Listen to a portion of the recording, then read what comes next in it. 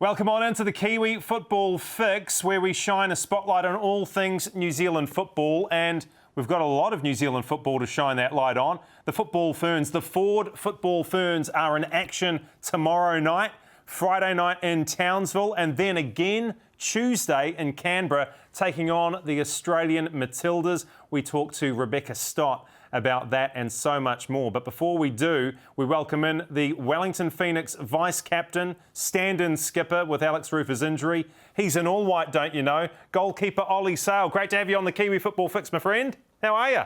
Thanks very much, Goran. Yeah, no, I'm very well, thanks, mate. Trying to brush off the last week or so, but no, everything's good, thanks, mate. Yeah, it's been a nasty little period, let's put it that way. I want to ask you, first of all, Oli, what was going through your mind right at the end of the Central Coast Mariners game, where you've just conceded the 5th goal and you're lying on your back looking up at the stars at Central Coast Stadium? What's going through that noggin of yours at that moment in time? Yeah, it was a tough one. Probably where did it all go wrong was the first thought. Obviously, the boys had a really positive couple of results a week or so ago, and we were building towards pushing for the top 4 and really excited to come home and play some football in front of the home fans with that push for the playoffs and those top spots. So, yeah, it's been a disappointing few days, and yeah, I was a little bit heartbroken, to be fair, last night, having copped 11 goals in the last 2 outings. So that 11th one and that 5th one last night didn't go down so well. So it was just a moment for me to calm myself down and finish the 90 minutes and process that and move on, hopefully. Well, before we move on, let's dredge it up. Let's talk about it. You know, what do they say? A problem shared is a problem halved, right? So what were the main issues? What were the most shocking parts of that performance for you, watching on from goal, seeing everything happen in front of you? The most frustrating thing about the performance was, all credit to the Mariners. They touched us up, but it was everything that we expected tactically. We knew that they would be direct and they would load our back line with their front 4 and basically skip the midfield lines. And unfortunately, we didn't deal with it.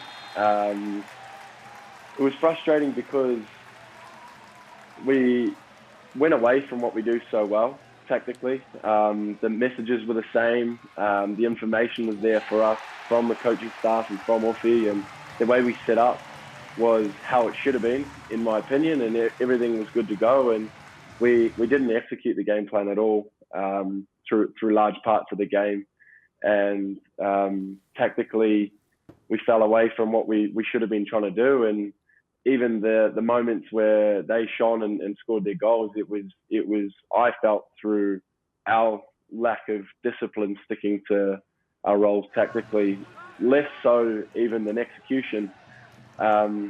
Mistakes happen during games and nobody's perfect, and there are going to be plenty of mistakes throughout 90 minutes. And it wasn't even that. It was the lack of tactical discipline from us that really let us down. So that was probably the most frustrating thing, given that that's an area that this group has really built themselves on over the last 3 years under Orphe, and something that has got us to where we have been previously. And how disappointing was it, Oli, given what had happened just days ago against Melbourne City, where you put in a pretty decent shift, but you come away from that game with a 6-0 defeat, one of the worst defeats in Wellington Phoenix history, and then you put forward that performance against the Mariners. You were hoping to obviously have some sort of bounce-back performance, but it never came. Yeah, incredibly disappointing when you look at it like that. The carrot was at the end of the stick for us. We could have gone 3rd on both occasions with 3 points. So the motivation's very clear for all. And if that's not enough to get you up for a game of football, I don't know what is. And then post the Melbourne City game, you expect some kind of reaction and a correction. And like we talked about as a group, the Melbourne City game was disappointing because it wasn't really a 6-0 outing. I thought the first 45 was a fantastic performance, both sides of the ball from us. We just lacked being clinical in the final third and taking the opportunities that presented themselves. And then obviously a very disappointing second half where we just fell off the wagon. And you expect at least a emotional and mental reaction from a performance like that and an outcome like that. And straight away, last night we kicked ourselves in the teeth with an early penalty, a soft one, and then switching off at set piece time and not dealing with that set piece only a matter of minutes later really knocked us down. And having conceded 3 set piece goals against Melbourne City and then another one last night, having only conceded 2 from set pieces in the previous 18 games odd, it was very disappointing, and that's something that's unacceptable within our group, and that really hurt. I mean, it was, from my point of view, it was quite a fortuitous second goal for them. He's whipping in a cross for me, and that's not a shot, and we haven't dealt with it, and it's cost us. And so that was it was a hard fight to get back in the game after conceding those 2 early goals, having conceded 6 only a few days prior. It's a tough mental battle, that one. So we have to pick ourselves up and go again. Now, casual observers will probably go, Phoenix are back to their old tricks. Look at that, 2 massive losses back to back. But there are more contributing factors at play here, Oli, and I think Phoenix fans will understand that, it's a stitch up right across the board. You're stuck in Australia. There are COVID cases through the camp. You've got injuries. And then, of course, there's this schedule logjam, which has you playing, 4 games in 11 days. By the time you get to the Cape Tin to take on the Mariners, it'll be something silly like 7 games across 23 days. How difficult is it to manage all of those things and still try and put down a performance you're proud of on the field? Yeah, it's a tough balancing act, because I know people always, when I discuss this, always refer to the clubs over in Europe and, the likes of the English Championship playing X amount of games, but they have a lot bigger squads, and, there's no salary cap system, so they have much, much larger squads. And so keeping everybody fresh is a little bit easier. And like you touched on with injuries and COVID and stuff, it's making things slightly more difficult, but there's 2 sides to that coin. It presents opportunities for other players to stake their claim. And New Zealand football fans should be excited with some of the young boys we've got coming through here and the opportunities they're getting. And now it's up to them to take those opportunities and put their best foot forward and show what they've got. And at the end of the day, they're paid to play football, and they're paid by the Wellington Phoenix to do a job. So we still have to go out there and do a job, and come game day, it's still 90 minutes, 11v11, same pitch, same rules. So there's no excuse at the end of the day for the schedule being an issue. Yeah, of course, boys are going to be tired, but mentally we have to figure out ways to overcome it, and tactically as well. We have to adapt the game to what can be more manageable. I think, like we just touched on before, had we taken the chances in the Melbourne City game in the first half, we could have been 2 or 3 clear. And tactically, we would have been able to sit in like we did against Brisbane Roar previously, where we won 3-0, but had to put in a big defensive shift, because that's the way you have to manage games in professional football when the games are coming thick and fast like that. You have to take your chances, be clinical, and then you can adjust tactically and conserve some energy and just defend. Tell you what would help is if you got some of those big names back from sickness or injury, because you watch some of those, in particular the Melbourne City game, and you're without Josh Laws. There was no Tim Payne. Obviously, there's no Alex Rufer and Clayton Lewis. Long-term injuries there. Piscopo plays a bit part role. Don't think we saw Soterio. No Gary Hooper. All of a sudden, if you get the majority of those characters back, things look a lot brighter and rosier, don't they, Oli? Yeah, absolutely. I mean, you take 6 players out of any team in this competition, or any team in the world for that matter, out of their starting 11, it's going to have some collateral damage, and it's going to cause a few issues. But hopefully, looking forward, we'll have boys returning at the point end of the season. and that'll give the group a real boost because, we need those contributions from those big players. And I think if you look back on it, the contributions from Alex Rufer and Clayton Lewis so far in the season have probably been highlighted in their absence.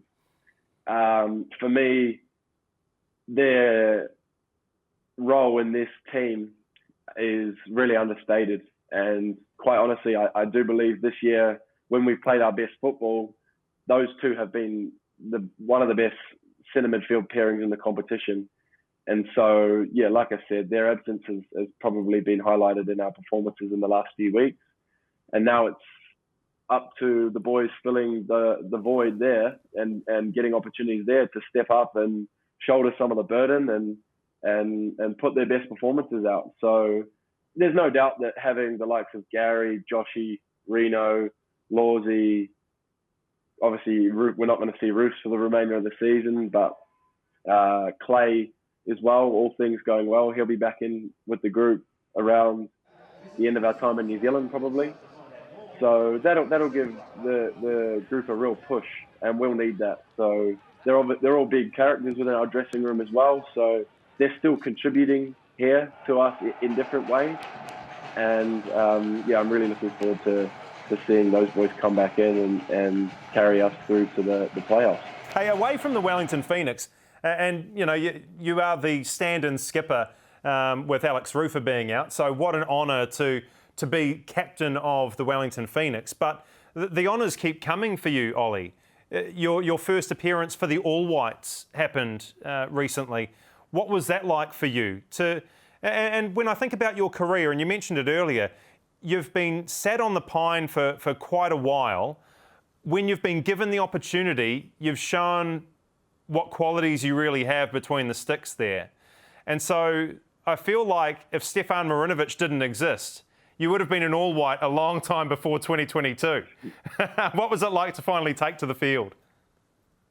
Yeah, it's been a long journey for myself, and it's been very rewarding in the last 18 months or so, and I'm very thankful for the opportunities I've been given.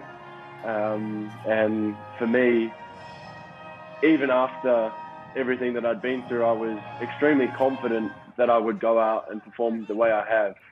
That's just who I am as a character.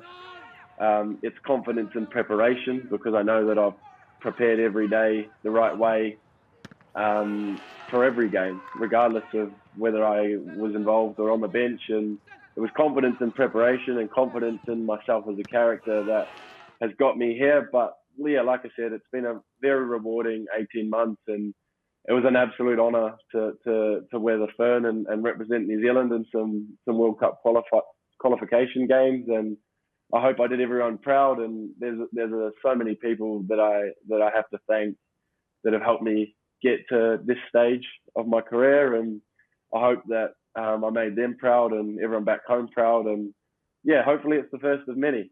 It was 8 years after my first All Whites call-up before I got to take the field. So I made sure that I took that moment in, and I enjoyed it, and I got on with the job. And it's been nice to play 2 games and keep 2 clean sheets, and long may that record continue. If I don't concede in hopefully my next All Whites appearance, we'll be at a World Cup. So yeah, there's big things on the horizon and big opportunities for myself to stake a claim as New Zealand's #1 in the long term. I was going to say, mate, is that a spoiler alert or something? Do we need to put up a flashing sign here on the Kiwi Football Fix? Have you just said that you are going to be in goal against Costa Rica? Is that what I just heard, Oli? I'm manifesting it now, mate. I'm putting it forward. Look, that's not the case at all. But yeah, if you ask me if I'm the man for the job, I am. And I'll tell Danny that, and I'll tell everyone else that. And I want to be the one that puts in a Mark Paston-like performance to get us to a World Cup, and then put in at least three big shifts at the World Cup later this year. So yeah, look, you asking me, I'm the man for the job. So I'm going to manifest it now, and hopefully it all comes to fruition. There's only one person who's going to hate hearing that. And that one person is Stefan Marinovic, because you squeezed him out. You bastard, Oli Sail. You squeezed him out of the Wellington Phoenix, and now you're going to squeeze him out of the All Whites. How dare you?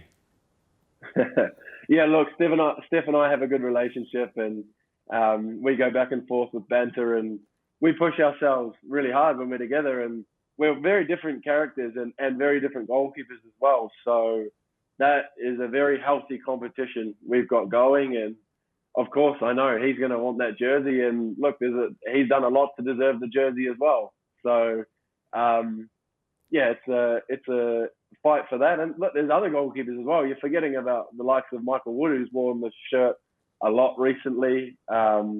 Nick Zanev, Max Crocombe, Matt Gould, Jamie Searle was recently capped as well. Look, there's a lot of competition for that jersey, but yeah, look, I want it. And I'm not going to let anyone stand in the way of me getting it. Hopefully I don't have to go one-on-one with Steph in a ring, because that wouldn't probably end that well for me, to be fair. But yeah, I'll take him on the football field, hopefully. Oh, brilliant. Oli Sail, it's been such a pleasure talking to you today on the Kiwi Football Fix. I wish you all the best for whatever you do with the All Whites this year. Go on, beat Costa Rica and take us to a World Cup, why don't you? But first of all, let's get back on track with the black and yellow Wellington Phoenix. Can't wait to see you in about 10 days from now at Sky Stadium. Thanks so much for your time today, Oli. No worries, mate. Thanks for having me. OK, we go from one international to another. The Ford Football Ferns are in action on Friday night, that's tomorrow, and on Tuesday up against Australia's Matildas. Yes, Trans-Tasman football action is hitting your screens here on Sky. And we're very lucky to be joined by the incredible Rebekah Stott out of the Ford Football Ferns camp. Rebekah, how are you getting on? Yeah, doing all right. It's nice and hot over here in Townsville, but no, it's all good. Excellent. Listen, we are absolutely stoked that we've managed to pick up these two games against Australia. What is it about Trans-Tasman sporting contests that is so special to New Zealanders? I think it's just such an incredible rivalry. I remember growing up in New Zealand, cheering for the All Blacks, and I hated the Australians. So I think it's just in us to have such a strong rivalry, and those games are always so special but so hard. Yeah, so it's exciting. I find that quite interesting, you saying that you were cheering so hard for the All Blacks. Now, aren't you somebody who, at one point in time, played age group football for Australia? So, I mean, this must be, a contest of extra significance for yourself.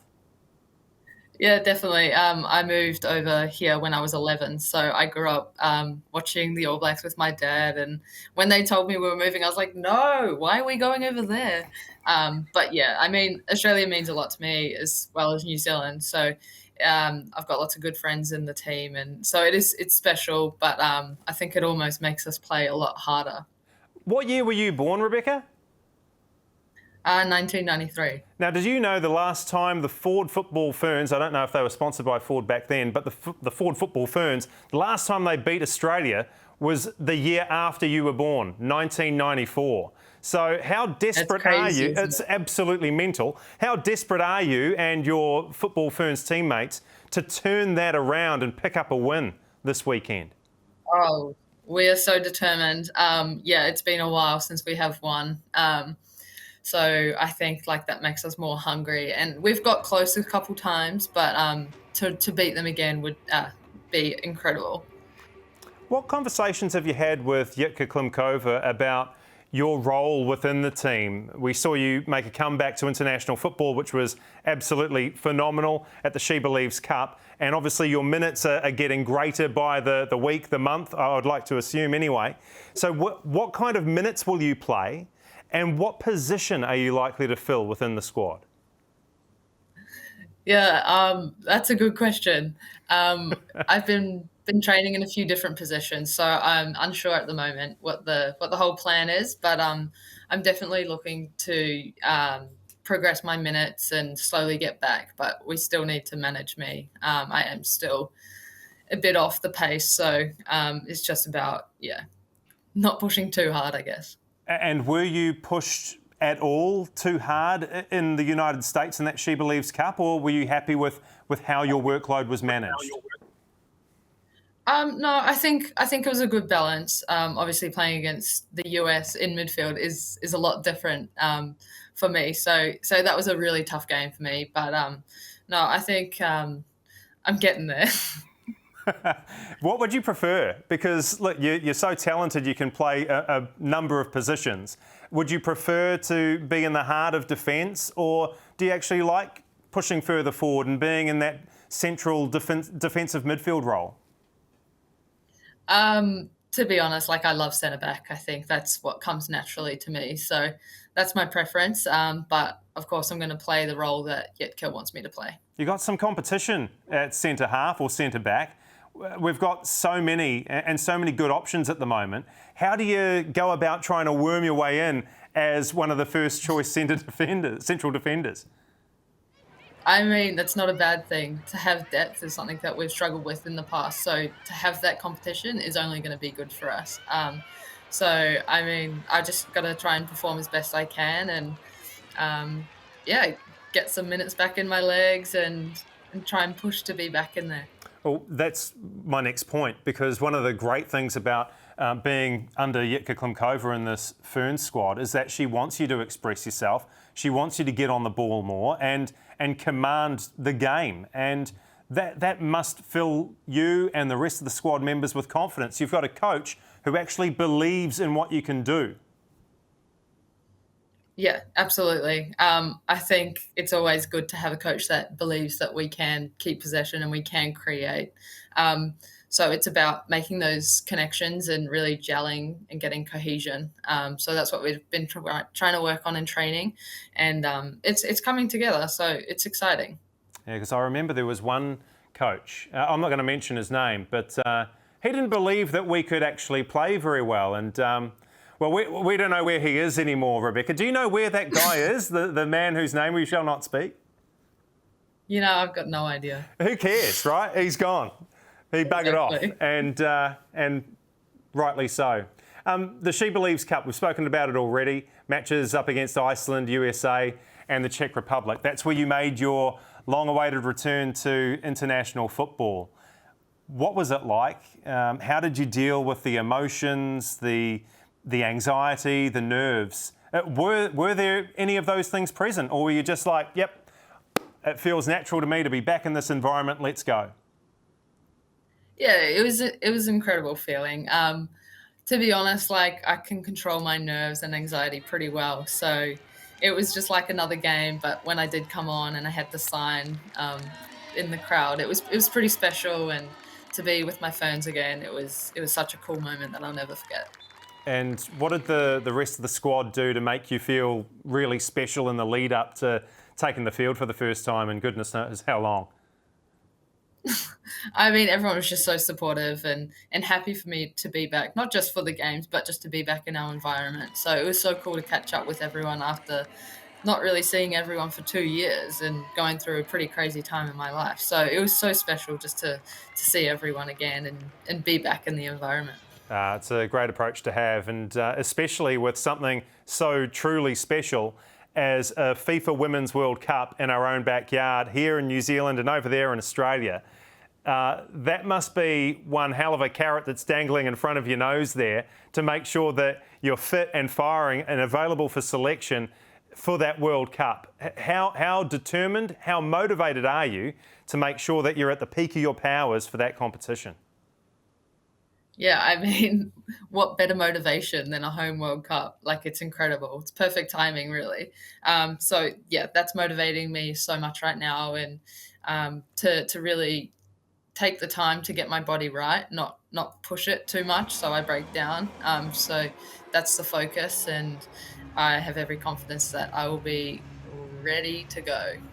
Yeah, can't wait to see it. But unfortunately, we do have to wait to see it. We do get to see you very, very soon up against Australia. It's tomorrow night, the first match in Townsville, and then Canberra on Tuesday night next week. Just before we let you go, Rebekah, a few score predictions. How much are we going to beat them by? And are we going to win both games? I think we should probably win both games. Yeah, I think so too. I reckon 2-1 and maybe a 3-1. Ooh, and Rebekah Stott, on the score sheet in the second game in the 50th match between the Ferns and the Matildas. Rebekah, thank you so much for joining us on the Football Fix, and enjoy those fixtures against the Australians. Cheers for your time. Thank you so much for having me. Wonderful to have Rebekah Stott and Oli Sail on the Kiwi Football Fix today. Remember, the Football Ferns up against the Matildas Friday night, 9:45. You'll catch that on Sky. And then the very next day, 4:05 p.m, it's the Wellington Phoenix looking to get the train back on the tracks, 4:05 p.m, up against Western United. Enjoy your football, and we'll see you next time on the Kiwi Football Fix.